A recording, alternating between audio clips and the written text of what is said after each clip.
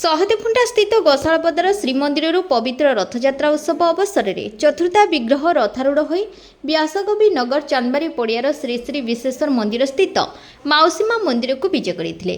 नवदिन व्यापी समस्त रीतिनीति अन्नप्रसाद सेवन में शह शह श्रद्धालु जोगदे।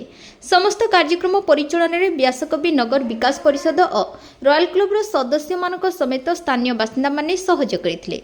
जुलाई 24 तारिख शुक्रवार अपराह्न बाहुड़ा यात्रा शह शह श्रद्धालु रथ दौड़ी टाणी रथारूढ़ श्री श्री जगन्नाथ भाई भौणी और सुदर्शन को गोशाला स्थित श्रीमंदिर अभिमुखे नहीं घंट घंटा और कीर्तन दल सह जगन्नाथ ध्वनि रे समग्र अंचल प्रकंपित होता।